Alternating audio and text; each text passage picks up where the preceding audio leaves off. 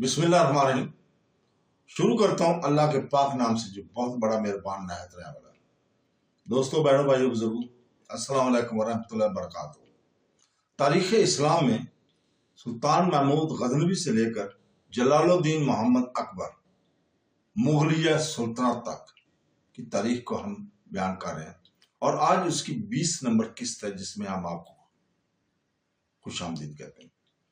दोस्तों, बहनों, भाइयों, बुजुर्गों, सन 418 हिजरी और 1027 ईस्वी में सुल्तान महमूद गजनवी ने अमीर तोस अबुल हरब अरसलान को बावरदा में नामजद किया ताकि वो जाए और तर्कमानों को खत्म कर दे। अमीर तोस ने जबरदस्त लड़ाइयों के बाद सुल्तान को लिखा कि इनके फसाद का तदारक नहीं हो सकता तावक्तिया सुल्तान बजाते खुद यहाँ आकर जंग ना करे। सुल्तान खुद वहां पहुंचा और तर्कमानों को खत्म कर दिया और फिर वहां से रे गया और रे के खजाने दफीनी है जो वहां के हकाम ने बरसों से जमा कर रखे थे बगैर किसी वक्त के सुल्तान के हाथ आए। वहां बातल मजहब और करामता बहुत थे जिन पर यह इल्जाम साबित हो गया कि वो कत्ल करा दिए गए। रे की वलायत को अस्फहान मसूद के सुपुर्द किया और खुद गजनी वापस चला गया। कुछ अरसे के बाद सुल्तान दिक के मर्ज में मुब्तला हो गया, बीमार हो गया। रोजाना ये मर्ज बढ़ता गया, लेकिन सुल्तान बज़ाहिर अपने आप को दूसरों की नजर में सेहतमंद जाहिर करता रहता। इसी हालत में वो बलक पहुंचा। जब मौसम में बहार आया तो गजनी चलाया, मर्ज ज्यादा बढ़ गया था। जब वो गजनी पहुंचा था और गजनी में जुमरात के रोज 23 रबीउल अव्वल सन 421 को इसी मर्ज में सुल्तान महमूद गजनवी का इंतकाल हो गया था। कहते हैं कि सकराते मौत के वक्त सुल्तान ने हुक्म दिया कि इसके खजाने और कीमती माल इसको दिखाए जाए। इसे इन खजानों के छोड़ने का बहुत सदमा था। आहें भरता था। इसने इनमें से एक कौड़ी भी किसी को नहीं दी। 12 मरतबा इसने हिंदुस्तान जाकर जहाद किया था। तो दोस्तों, सोमनाथ का मंदिर और सुल्तान महमूद गजनवी की एक तजर्बा है, उसको हम यहाँ पे बयान करते हैं कि रोमेला थापर बरसगीर के मारूफ मुर्रख और कोलंबिया यूनिवर्सिटी न्यूयॉर्क की प्रोफेसर है।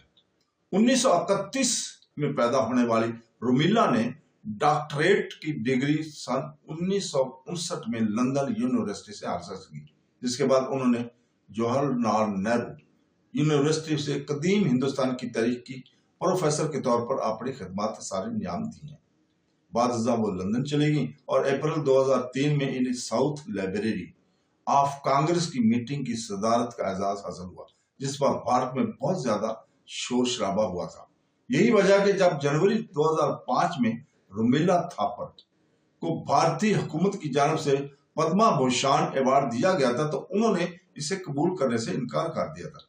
भारतीय सदर अब्दुल कलाम के नाम खत में उन्होंने लिखा कि जब भारतीय हुकूमत ने कई माह कबल इन्हें अवार्ड देने की पेशकश की थी तो मैंने मना कर दिया था। इसलिए मुझे अपना नाम अवार्ड्स मिलने वालों की फहरिस्त में देखकर हैरानगी हुई। वो इससे कबल 1992 में भी इस अवार्ड को रद्द कर चुकी है। इनका कहना है कि वो सिर्फ प्रोफेशनल और तलीमी अदारों से अवार्ड वसूल करना पसंद करती हैं और किसी रियासत की जानब से मिलने वाले अवार्ड कबूल नहीं करती। इनकी हकीकत पसंदाना ख्याल की वजह से भारतीय मुतअस्सिब मीडिया इन्हें पसंदीदगी की निगाह से नहीं देखा करते। कारीन की दिलचस्पी के लिए रोमेला थापर के मशहूर तहकीकाती मकाले सुल्तान महमूद गजनवी और सोमनाथ का मंदिर का हम हवाला यहाँ पे पेश करते हैं। महमूद गजनवी वो लिखती हैं, महमूद गजनवी का सन 1026 ईस्वी में सोमनाथ के मंदिर पर हमला हिंदू मुस्लिम दुश्मनी का बहस नहीं था, बल्कि दरहकीकत 5 मुख्तलिफ तजजियों से हैरान कन इंकशाफात सामने आते हैं। महमूद गजनवी के सोमनाथ के मंदिर पर हमले और बत्तों को तबाह करना पिछले 200 सालों में हिंदुस्तान की तारीख का अहम वाकया है। कुछ मुसन्निफीन के बकौल ये कई हजार सालों से हिंदू मुस्लिम चपकलिश का नतीजा था। अगरचे वाकयात का बारीक बीनी से तजिया करने से मालूम होता है कि ये गलत फहमी हिंदू मुस्लिम तौलकात का सही तरह मुताला न करने के नतीजे में पैदा हुई। सन 1026 ईस्वी में सुल्तान महमूद गजनवी ने सोमनाथ के मंदिर पर हमला करके बुतों को तबाह कर दिया था। इस हवाले से मुख्तलिफ ज़राए से सामने आते हैं। अलबत्ता कुछ जगह पर ये आरा एक दूसरे के मुतजाद हैं। कोई भी वाक़या कई सदियों के फासले से होता हुआ हम तक पहुंचता है, जिसकी वजह से इसका बदल जाना एक यकीनी अमर है। एक मौरख के तौर पर हमें सिर्फ वाक़या को देखना चाहिए और आज किस तरह का लग रहा है इसके लिए सदियों की तारीख वाक़यात को मद्देनजर रखना चाहिए। मैं आपके सामने 5 मुख्तलिफ तज्ज़ियों की वाक़यात रखना चाहूँगा जिन्होंने महमूद गजनवी के सोमनाथ के मंदिर पर हमले की तफसीलात बयान की हैं। इनमें तुर्की, ईरान, तारीख, जीना की तालीमात, सोमनाथ से मिलने वाली संस्कृत तालीमात, बरतानवी हाउस ऑफ कॉमन में होने वाला बहस मुबासा और वाक़े के मुतालिक पाया जाने वाला आम तसर है। इनके बयानात से कबल ही सोमनाथ का पस मंजर बयान करना चाहूंगी। वो अपनी किताब में लिखती है, महाभारत में इस पर अब्बास के नाम से याद किया जाता है, अगरचे बाद में कोई नया मंदिर नहीं बनाया, लेकिन यह इबादत की जगह थी। जिस तरह बरसगीर के मुख्तलिफ हिस्सों में ये चीज आम थी, वहां बुद्ध मत, जैन, शेवा और मुसलमानों की आबादी थी। 9वीं और 10वीं सदी में शेवा मंदिर सोमनाथ मंदिर के नाम से मशहूर था। चाणक्य और सोलंकी 11वीं और 13वीं सदी में गुजरात में हुकूमत कर रहे थे। काठियावाड़ में कम ताकतवर हुक्मरान थे जो चाणक्य के मती और फरमाबरदार हुआ करते थे। सौराष्ट्र ज़रूरी लिहाज से जरखेज जमीन थी, अलबत्ता इसकी खुशहाली का राज तजारत भी था। सोमनाथ के साथ मौजूदा बंदरगाह गुजरात की 3 बड़ी बंदरगाहों में से एक थी। इन दिनों मगरबी भारत तजारती लिहाज से बहुत अमीर था, क्योंकि इसकी बंदरगाहें अरब और ईरान से मिलती थी। ये तजारती रवाबत कई सदियों पर महित है। अरब के सिंध पर हमले और इनकी तजारती रवाबत से कम अहम रहे। अरब ताजरों ने मगरबी साहल के साथ क्याम किया और मुकामी लोगों से शादियां भी की। कुछ अरबों ने मुकामी लोगों की मुलाजमत भी इख्तियार की। ये अरब ताजर हरमज और गजनी में मुकीम थे, जो 11वीं सदी के बाद भी बहुत ज्यादा खुशहाल थे। तजारत का दारोमदार मगरबी एशिया से घोड़ों की दरामद और कुछ हद तक शराब, लोहा, टेक्सटाइल का आमद पर मुश्तमल था। अलबत्ता सबसे बेहतरीन तजारत घोड़ों की होती थी। इनसे हासिल होने वाले आमदन का माकूल हिस्सा मंदिरों पर भी खर्च किया जाता था।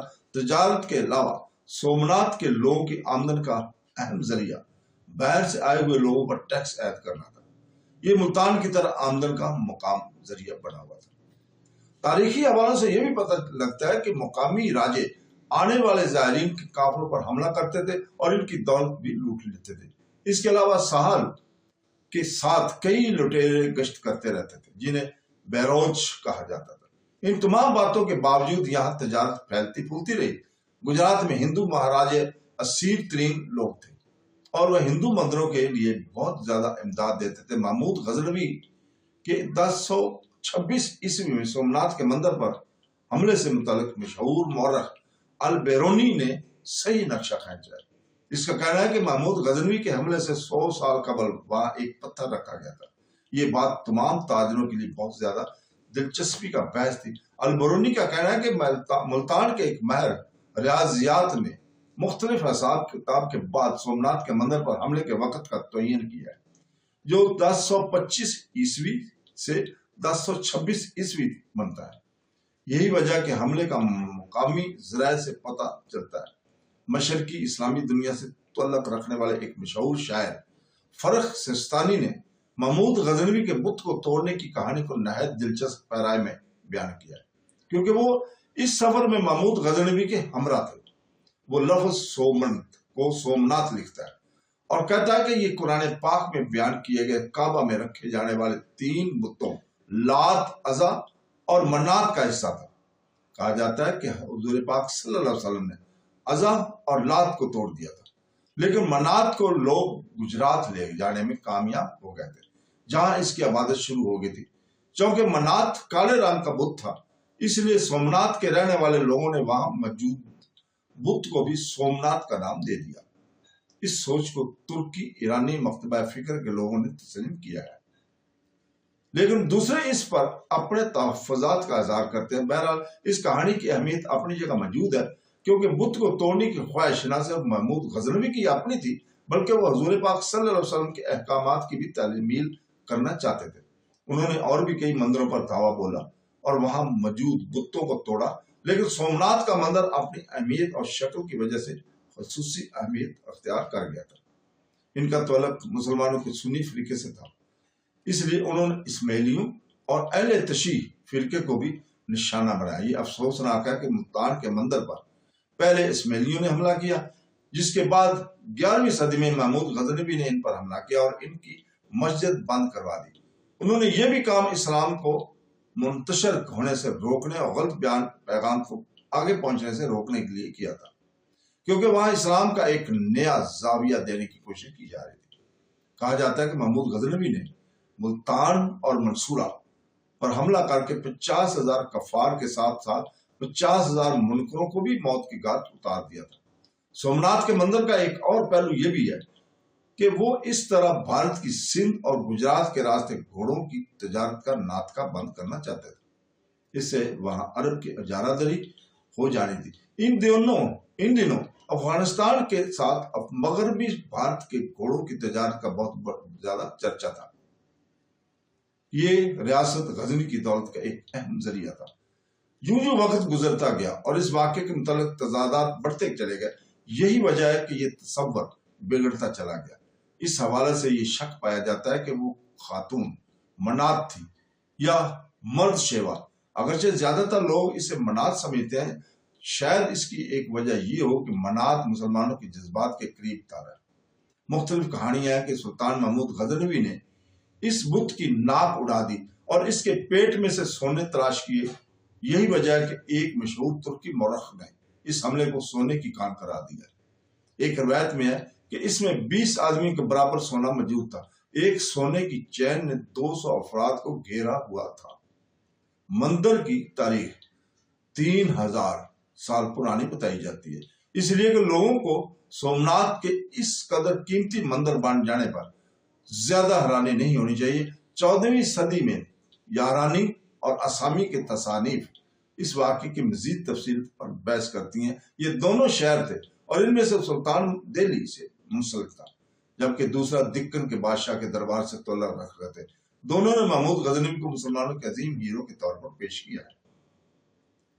دونوں شاعر محمود غزنوی کو مسلمانوں کا ہیرو بتاتے ہیں۔ بارانی کہتے ہیں کہ ان کی تحریروں کا مقصد مسلمان حکمرانوں کو اسلام کی بنیادی حقوق اور فرائض سے آگاہ کرتا ہے۔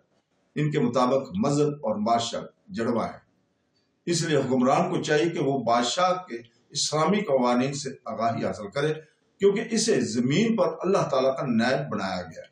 سلطان کو اسلام اور شریعہ کی حفاظت کرنی چاہیے اور اسلامی سخاوت اور اقتدار کا تقدس کرنا چاہیے۔ سلطان محمود غزنوی اسی لحاظ سے ایک بہترین حکمران تھے۔ ان میں یہ دونوں خاصیتیں موجود تھیں۔ آسامی نے ہندوستان میں مسلمان حکمرانوں پر ایک مشہور نظم گائی ہے، جو فارسی بادشاہوں پر فردوسی کی جانب سے لکھی جانے والی نظم سے ملتی جلتی ہے۔ اس کا کہنا ہے کہ بادشاہت عطیہ خداوندی ہے جو وہ اپنے بندوں کو عطا کرتا ہے، جس کی اس نے اسلام سے پہلے فارس کے بادشاہوں اور ہندوستان کے شہنشاہوں کو عطا کیا، اور ہندوستان میں محمود غزنوی نے مسلمانوں کی حکمرانی کے لیے یہ کام کیا۔ دلچسپ بات یہ ہے کہ جو عرب محمود غزنوی سے قبل بر صغیر میں موجود تھے، انہیں تاریخ میں وہ اہمیت حاصل نہیں ہو سکی جو محمود غزنوی کے حصے میں ہے۔ ان دونوں شہروں کی آرا تاریخی حوالوں سے اہم ہے اور اس کی تاریخی حقائق کو جاننے کے لیے مزید تحقیق کی ضرورت ہے۔ محمود غزنوی کا کردار بھی تبدیل ہوا۔ شروع میں ایک حملہ آور سے وہ بر صغیر میں مسلمانوں کی حکومت کے بانیوں میں شمار ہونے لگے تھے۔